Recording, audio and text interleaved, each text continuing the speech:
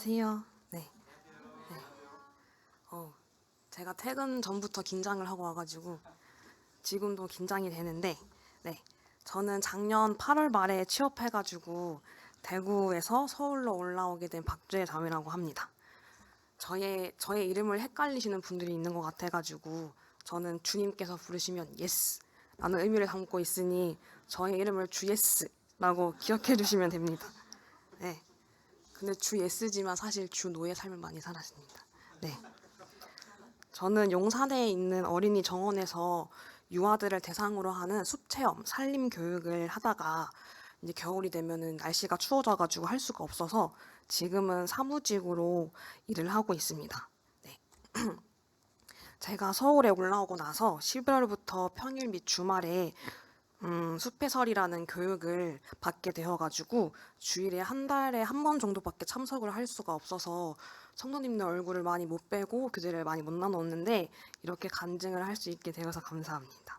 네, 저는 간증을 한다고 하기에는 참 부끄러운 사람인데 이렇게 기회를 주셨으니 오늘 하나님께서 저에게 역사하신 그런 삶의 내용에 대해서 얘기하고자 합니다. 저는 인생을 살면서 나는 아무것도 아닌 그런 죽은 존재라는 것을 많이 깨달았고 하나님만 살아계신다라는 것을 끊임없이 경험하면서 지금까지 살아오고 있습니다.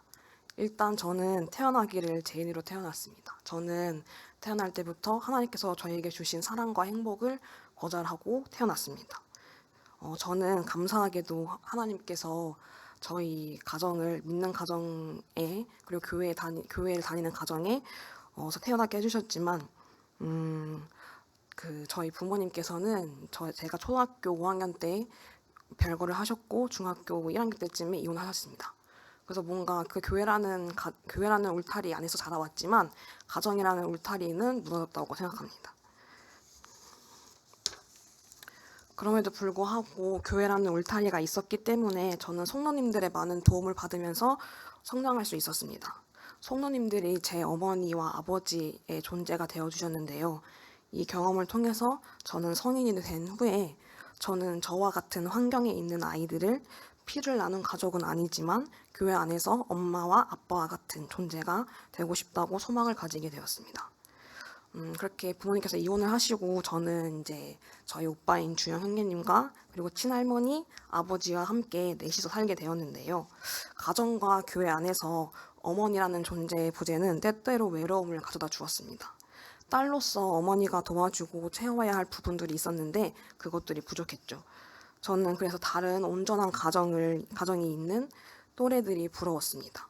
성장하면서는 부모님의 이혼이 저의 원인인 것 같아서 마음이 슬프고 괴로웠고 학창 시절에는 누군가 의도 없이 하나님을 믿는 사람이라면은 절대로 이혼을 해서는 안 돼. 라는 말을 들으면서 제가 이혼한 것처럼 마음이 힘든 시기를 보냈습니다. 가정이라는 울타리가 무너졌고 저는 어렸을 때 교회에 적응하는 것이 어려웠습니다. 점점 학년이 올라갈수록 피할 수 없는 구원의 문제에 대해서 주일학교 선생님, 학생 선생님, 그리고 저희 부모님께서 관심을 가지셨습니다.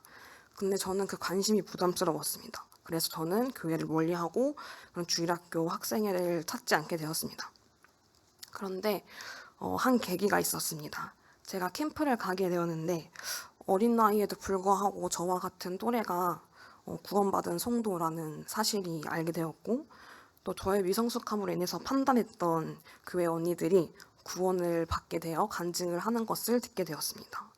그래서 이제 궁금하게 되었습니다. 구원이란 무엇인가?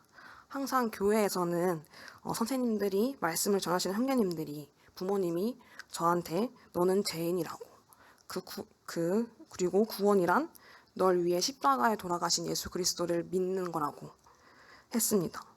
근데 그 이후의 삶에 대해서도 얘기하셨습니다. 구원을 받은 사람이라면은 구원받은 시기가 명확해야 되고 말씀이 있어야 되고 그리고 구원받고 나서 삶의 변화가 있어야 된다.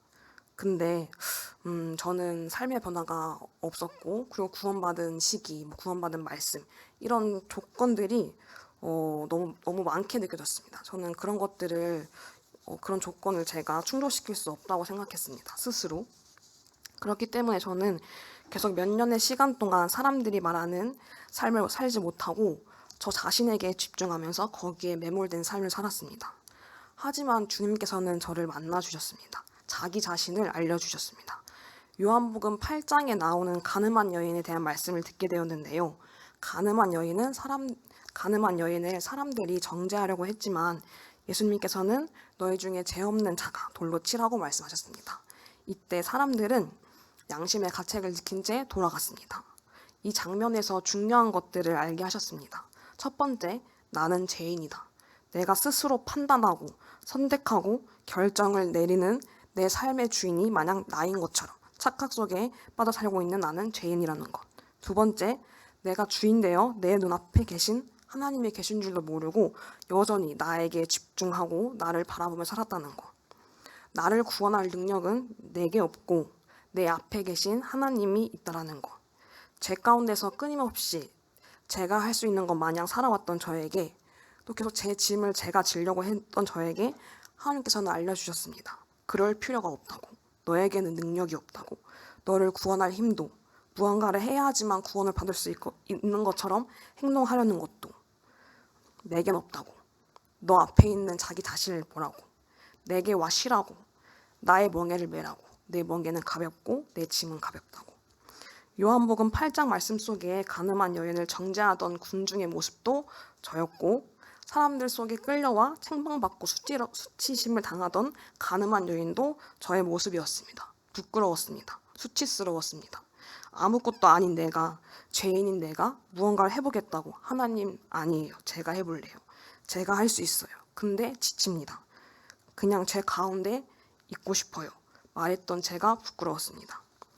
그리고 제 앞에 계신 주님을 바라볼 수 있게 해주셨습니다. 계속 저의 짐을 지려고 하고 도리어 남에게 짐을 지어주기까지 하는 저를 보면서 주님께서는 불러주셨습니다. 하나님 안에 거하게 하셨습니다. 하나님께서 주신 행복을 발로 차버리고 제 행복을 찾아 나서겠다고 한 죄인에게 행복과 사랑을 알게 해주셨습니다. 요한일서 4장 12절, 사랑은 여기 있으니 우리가 하나님을 사랑한 것이 아니요 하나님이 우리를 사랑하사 우리 죄를 속하기 위하여 화목제물로 그 아들을 보내셨습니다. 죄에 대하여 죽고 의에 대하여 살린 바 되었지만 여전히 사람은 같은 실수를 반복하고 끊임없이 옛 본성을 따르려고 합니다. 저는 그렇게 고등학교 1학년 때 구원의 확신을 얻고 성도를 더해져 지금까지 신앙생활을 참 열심히 잘해왔다고 생각을 했지만 작년에 저는 그게 착각이었구나라고 깨달았습니다. 저는 성인이 되고 나서 참 열심히 살았습니다. 제 힘으로 열심히 살았습니다. 가족들과 교회에서도 대학교에서도 친한 성도들과의 관계에서도 말이지요. 저는 교회에서 주일학교, 청년회, 찬양팀, 미디어팀, 캠프 찬양팀 등 여러 가지 많은 것들을 했습니다. 교회 밖에서도 이것저것 캠프를 돌아다니고 친한 자매들과 교제한다는 이유로 방학 때는 집에 있을 날이 없었습니다. 교회에서 무언가를 해야지 제가 서 있을 자리가 있다고 생각했고 다양한 섬김을 통해 하나님을 섬긴다고 생각했고 제 신앙생활이 믿음이 좋다는 것을 증명하는 줄 알았습니다. 근데 아니었습니다. 대학교를 휴학하고 나서 저는 인생의 절반을 함께 살아온 할머니가 치매가 심해지면서 아버지와 함께 할머니를 돌보는 시간 속에서 저는 신앙생활을 잘하고 있다는 그 증명되는 것들을 할 수가 없었고 저의 몸도 마음도 지쳐갔습니다. 어느 날 할머니를 모시고 있던 와중에 할머니가 돌아가셨고 가족의 죽음을 가까이서 목격하고 장례를 치르면서 인간에게 하나님이 없는 삶은 또 살다가 죽으면 남는 것은 슬프와 허무뿐이라는 것을 알게 되었습니다. 할머니가 돌아가신 이후에 저는 우울함과 무기력함 가운데서 살았습니다. 빛 가운데 있지 않고 어둠 가운데 머물렀습니다. 어둠 가운데 있는 것이 편한 줄 알았습니다. 그리고 학교를 다시 복학하고 알바를 하고 학원에서 프리랜서 일을 하면서 제 그런 무기력함과 그런 불안감이 괜찮아진 줄 알았습니다. 하지만 제대로 된 안정된 직장을 찾자고 일을 그만둔 뒤로 또다시 시작되었습니다. 우울함과 무기력함이 순식간에 다시 왔습니다. 집 밖을 나가지 못했습니다. 나가는 것이 무서웠습니다. 성도님들께는 취업을 준비하고 있다고 거짓말하고 집에서는 아무것도 할 수가 없었습니다. 잠을 자지 못하고 내일이 오는 것이 두렵고 불안하고 과연 내가 취업할 수 있을까? 이때까지 열심히 살았다고 생각했는데 시간은 가고 있고 나는 아무것도 준비가 되지 않았다. 쓸모없는 인간이다. 왜 살까? 등을 하면서 뭔가 점점 미쳐갔습니다. 하지만 주님께서는 저를 내버려 두시는 분이 아니었습니다. 사람들 만나기가 두려웠던 상황 가운데서 성도님들이 저를 도와주셨습니다. 사랑으로. 빛 가운데로 나올 수 있게끔 도와주셨습니다.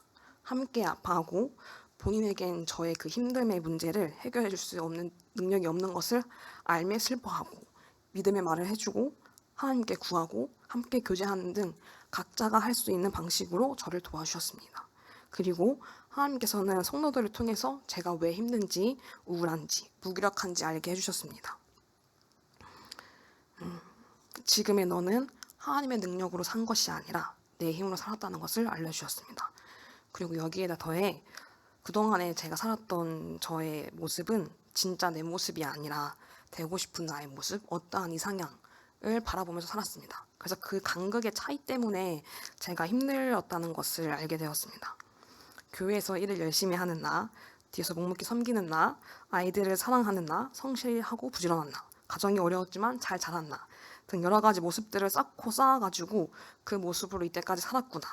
그런데 더 이상 제게는 그렇게 살 수 있는 능력이 없었고 한계점이 왔습니다. 네, 그래서 무너지게 된 것입니다. 이런 시간들을 통해서 다시 하나님을 보게 하셨습니다. 내가 받지 못한 것에, 없는 것에 내 자신에게 집중하는 것이 아닌 하나님에게 집중하는 것, 내게 베푸신 삶,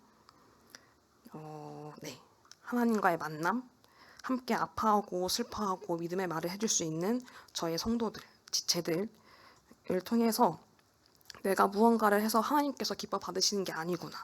하나님은 이미 완전하시고 충만하신 분이구나. 내 시선에서는 섬긴다고 생각했지만 나는 이때까지 받고만 살았구나. 하나님께서 기뻐하시는 것은 나에게 능력이 없고 연약하다는 것을 인정하고 오로지 하나님 안에서 그 기쁨을 누리는 것. 하나님 그분 자체를 누리는 것. 그리고 하나님께서 허락하신 내 곁, 내 지체들과 함께하는 것. 그렇게 저는 다시 회복할 수 있게 되었습니다. 저는 바울을 좋아합니다. 바울이 자기를 죄인 중에 괴수라고 말했던 것을 볼 때 자기 자신이 얼마나 하나님 앞에서 무익한 사람인지, 얼마나 더럽고 끔찍한 자인지를 알았던 것 같습니다. 그리고 바울은 자신의 약함과 고난을 통해 하나님께서 역사하심을 체험했습니다.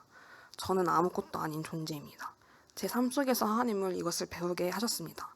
연약할 때 하나님께서 강함이 되시고 영광을 받으십니다. 그래서 저는 하나님의 능력이 나타날 수 있도록 끊임없이 저의 연약함을 자랑하고 싶습니다.